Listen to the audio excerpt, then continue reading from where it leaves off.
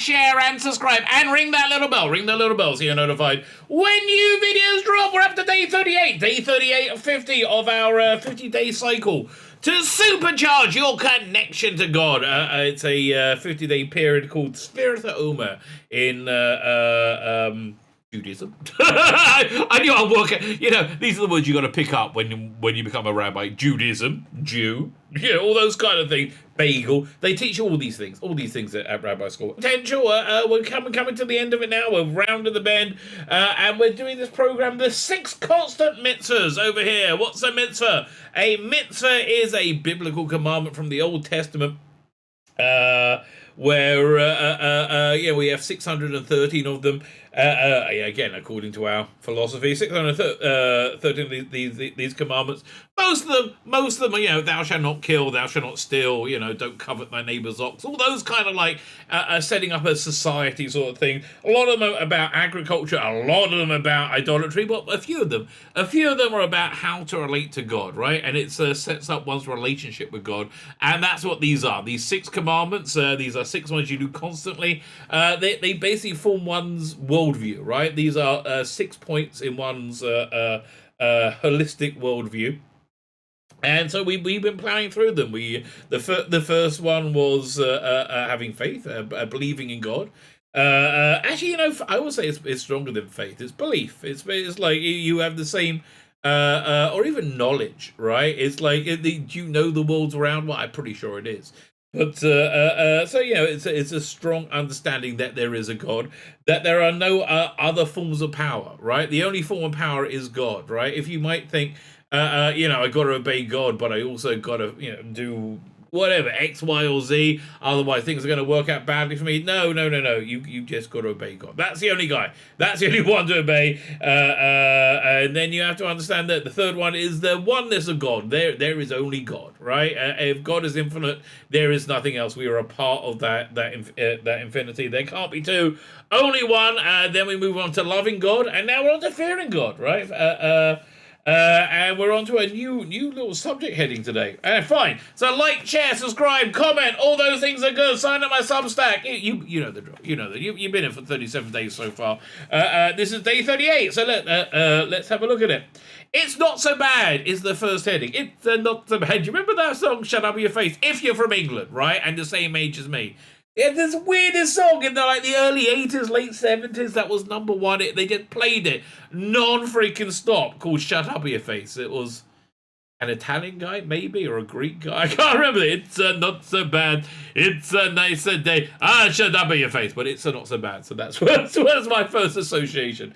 Let's look at the practical application of fearing heaven, the fear of heaven, and then return to a question we asked at the beginning of our study. So, a book of Jewish law called the Shulchan Aruch means this set table, rules that a scribe. So we have scribes in Judaism. There's a lot of things that need to be written out in a very ritualistic way. Normally with a sharpened feather. We actually can use a pen as well. There's lots and lots of laws about it. But you know, there's lots of religious objects. There's these little scrolls we have on every door. Like, have you ever seen these little boxes on Jews' doors? That's called a mezuzah, right? On every door we're supposed to have one. It's a few passages from the Old Testament. If you remember when we talked about the oneness of God, they talked about the prayer, the Shema. We talked about now that's in that little scroll, and it's got to be written out in a specific way by a scribe. Same with a Bible scroll, the Old Testament Torah scroll. Everything's got to be written out by. So anyway, so we're talking about these scribes who writes tefillin. Oh, really? Fine.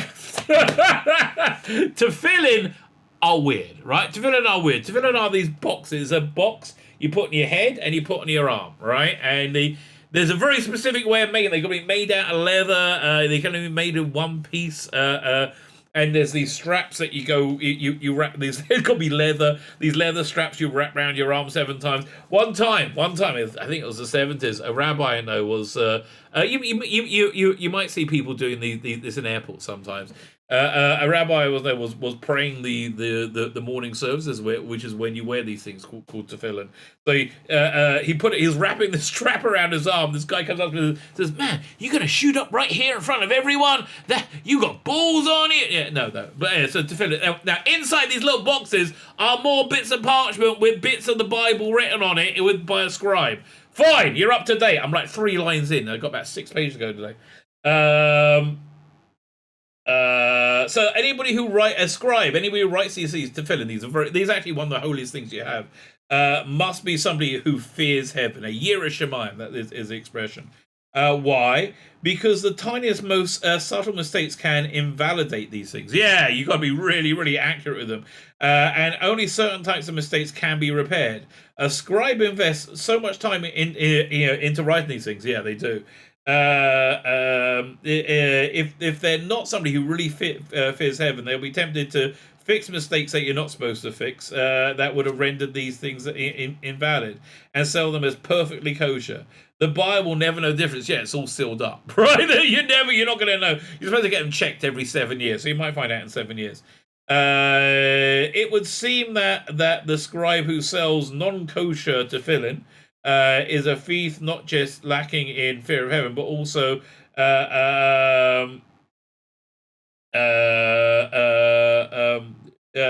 is a thief, and he's not. Oh, fine. Thief's just not. He's not merely lacking in the fear of heaven, but he's a thief. So why does this book, the Shulchan Aruch, emphasize that he's not somebody who fears heaven? Right? The difference between an acceptable repair and a prohibited one can be infinitesimal. The moral dilemma that a scribe faces is not whether or not to cheat. No scribe, unless completely unscrupulous, would consider making a repair to tefillin that were not absolutely irreparably invalid. Fine. So yeah, he's saying like people just wouldn't do this, right? The dilemma arises when the problem is in a grey area of Jewish law.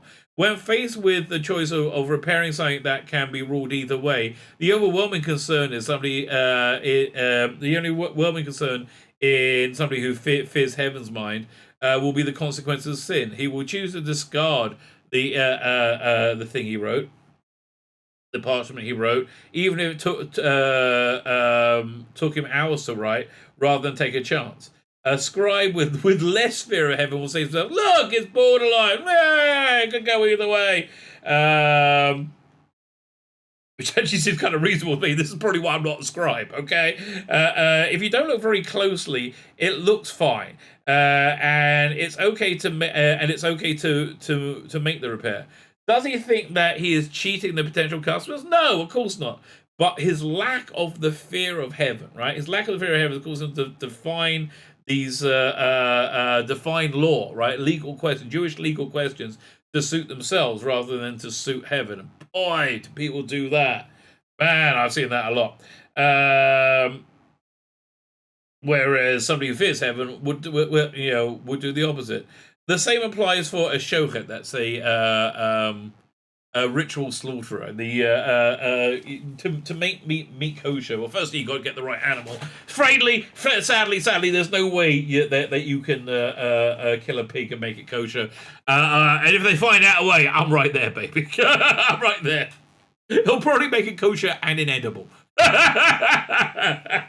It's like if somebody ever invents a car that runs on sand, right? So we don't have to worry about oil anymore. A car that runs on sand, but it only runs on Saudi Arabian sand. Where am I to? So the same applies for somebody who slaughters animals, a cook or a businessman. We're all prone to decide questionable issues in your favor. That is true. We are all everybody is always everybody's best advocate. It takes somebody who fears heaven to prevent us from doing so. If we extrapolate from this, we can understand why Abraham felt the Philistines lacked fear of heaven. Well, many reasons really, but okay, which one in particular? Might lead them to murder. Okay, when a person's scruples are malleable, when his moral compass is diminished by a lack of seriousness towards the spiritual reality of sins and good deeds, they will redefine things to meet their personal interests. I mean, I guess, like, we see unscrupulous people today very openly just redefine anything to suit them. In fact, they'll have one definition for one and one definition for another. You know, they love calling the January 6th protest an insurrection, but they also love calling the BLM riots a peaceful protest, right? It's like, and you know, there's no comparison, right? People will always redefine stuff to suit themselves. But now, you know, but if you have absolutely no fear of heaven, you'll just do it completely. It doesn't matter. Right? It doesn't matter, because why not? That's why I think God is coming. Right? That's why I think God. All these people who think God doesn't exist and they will do whatever the hell they like.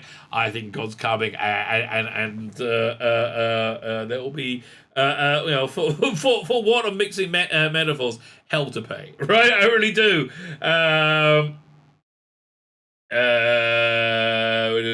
So we're talking about Abraham.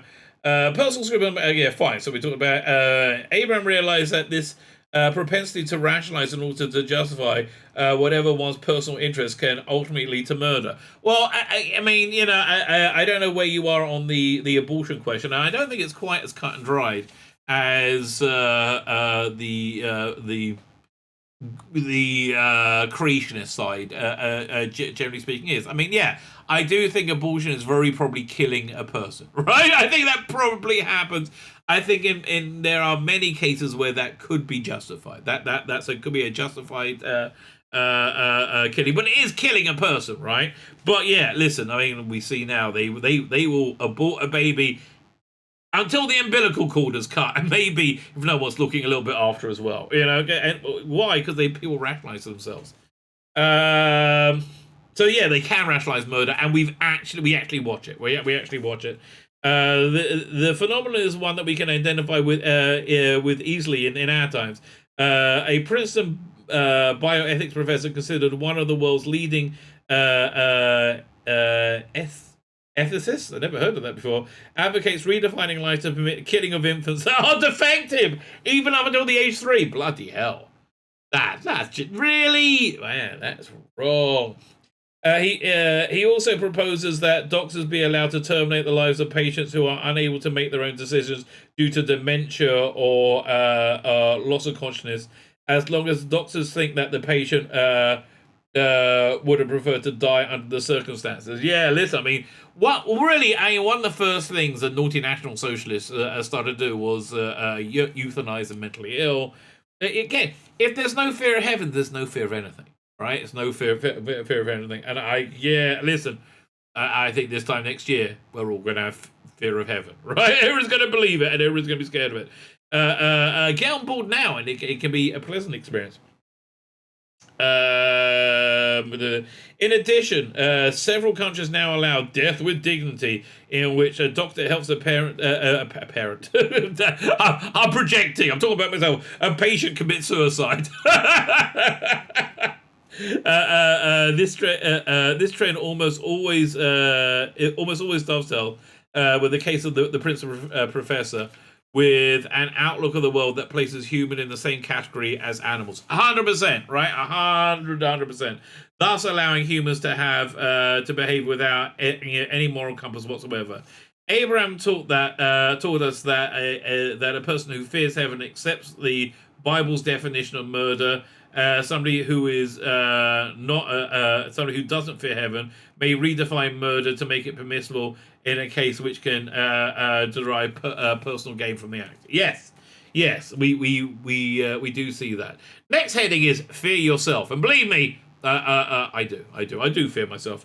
To summarize, we define fear of God as taking God and the Bible seriously. Why don't we have to take him seriously in order? Why don't we have to take him seriously in order to love him? Why is this definition of the commandment of fear and not love? Right? Yeah. So we learn love God, and love God wasn't about taking him seriously. Fearing God is about making God a reality. We found that in love of God. found that love of God meant to be excited and enthralled with life. It is easy to take God seriously in the context of love because we can create an image of him that is lovable. A person that can easily become happy-go-lucky, sauntering around with a snug sense of sense of satisfaction with life that he attributes to closeness to God. But true love of God is not about being carefree and lighthearted. It is coupled with the fear of God as well. It is it's coupled with fear of God. It is deficient. If it is not coupled with fear, it is deficient. Okay, fine. Now I finally understand what I'm saying. Fear requires us to make fear of God requires us to make sure that the image of God that we are taking seriously is the true image. It means that understanding who God is, which is I guess why we have to do the first three, right? Understanding who God is, and what he expects of us, how difficult it can be to follow his commandments, and loving life nonetheless. It means realizing that the struggle is beautiful because it allows us to choose and earn eternal pleasure, and it also contains the realization that we can choose eternal suffering. I guess that choosing eternal suffering must be kind of fun to get into. So love coupled with fear means that we can recognize the gravity of each decision we make, but we are thrilled to be able to make those decisions. But so the Talmud, a codification of Jewish thought and law, relates that a student was once following Rabbi Yishmael bar Yossi through the market of Zion, and Rabbi Yishmael noticed that the student was fearful. Okay, so certainly, why are you following your rabbi, creepy weirdo guy? Okay, he was fearful. You're a sinner, Rabbi Ishmael said. The verse, as it says in Isaiah, I think, those who are fearful of Zion are sinners. But another verse states over in Mishlei, I don't have to translate that. Oh my God, you have to look that up for yourself. Mishlei is one of the writings, I think. Praiseworthy the man who always fears. Okay, so this seems to contradict each other. That verse refers to biblical matters, replied Rabbi Yishmael. When you feel fearful, you must identify with the source of fear. Are you afraid of misfortune? Yes. A foreign invasion? Yes. Disease? Yes. Losing money? Always. Pachadu b'zion chitim. Fear. Okay. Fear brought on by such is wrong. It stems from attributing too much significance to this word. It's a byproduct of a skewed understanding of our mission that leads us to believe that physical, emotional, and financial security in this world is what really matters. No, those things really, really don't. Sadly, those who fear in Zion are sinners because the material world means so much to them that they can't possibly that the mere possibility of trouble causes them to worry. They have forgotten that God loves us always, that he is not going to abandon us, and that he challenged us because he knows that we are that we need it for our spiritual growth. Yeah, but listen, I think it's fair to be scared of getting your ass kicked, right? I do. Like I would much rather. Yesterday I talked about breaking my phone screen. I would much rather have not had that happen, right? I think it's reasonable to be scared of things that you find very unpleasant happening, right? Because we don't want that to happen. Fine. When King Solomon said, "Praiseworthy the man who always fears," what fear was he referring to? The fear of what we can do to ourselves. And we can do a lot, and it's normally quite fun. Fear of what we can do to fear that we can waste our lives. Fear that we can pass up the opportunities for growth that God provides us.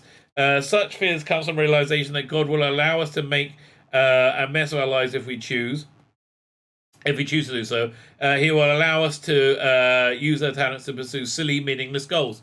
And if you want any proof of that, just go look at the rest of my channel. It's all about me pursuing silly, meaningless goals. I mean, yeah, listen, railing against bad Doctor Who, I think, has a lot of meaning, but, we look at it in context. If there's something to fear, it is yourself. We call this fear fear of heaven, fear of heaven, because in order to fear yourself, you must believe there are consequences to your action, that there is a system of right and wrong, and a judge watching your every decision and action. If you believe that God loves you, love you so much that he will look aside and let you waste your life, then you will not succeed. I think God will allow you not to succeed. Fear of heaven means you realize that God created a system of reward and punishment, that there are no loopholes. That's true. There are things that seem like loopholes.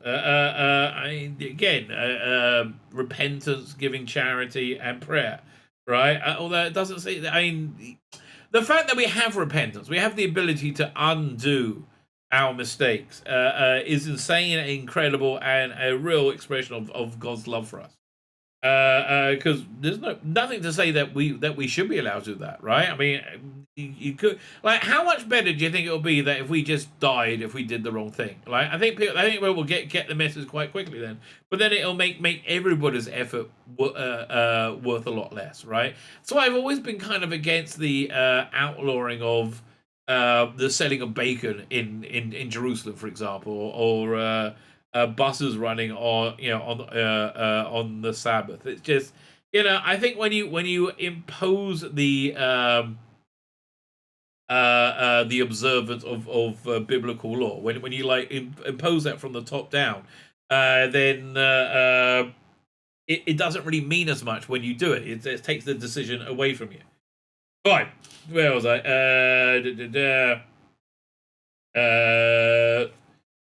He will not prevent you doing so, because he provides you with free will. If you use that free will to ruin your life, he will not stop you. He will try to get your attention and send you a message from time to time, but ultimately it's up to you to choose correctly, correctly and act correctly. If there is something to fear, it's not the fear of what will happen in the material world.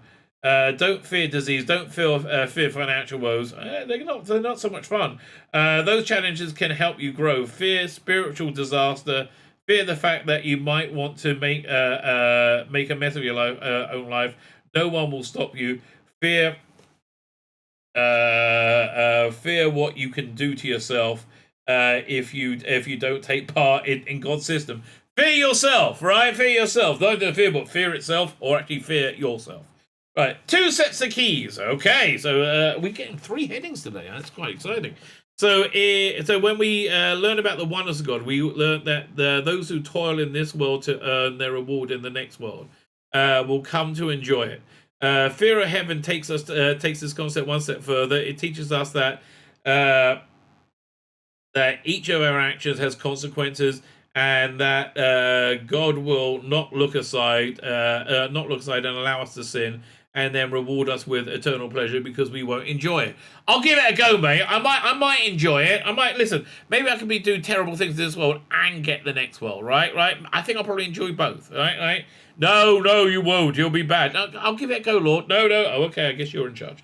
In answer to our question, then, love of God does not contradict fear of him. On the contrary, true love of God can exist only when it's coupled with fear. If we see God as a benevolent, doting Father who will allow us to do whatever we want, then we do not love him. True love of God stems from the realization that the entire system of reward and punishment is for our benefit, including the free will to make a mess of our own lives. Okay? It is all there to enable us to earn eternal pleasure. Love of God stems from the knowledge that he has placed the keys of eternal pleasure in our hands. Here's the keys to eternal pleasure. It better be bloody good. Fear of God stems from the knowledge that he has also handed the keys to our eternal disappointment. That is true. I guess so. So really, fear yourself. I think that I think that's what it's saying. Fear of heaven is really a fear of yourself and a fear of your of what you may do unchecked. So join me tomorrow. We're plowing through it. Tomorrow's day 29. What's tomorrow's heading? Right. Tomorrow's heading is living with something or other. Okay, I don't know, but I guess we'll find out tomorrow. My name is Tzvi Lebetkin, the rabbi from another planet. Please like, share, and subscribe, and ring that little bell. Ring the little bell so you're notified when new videos drop.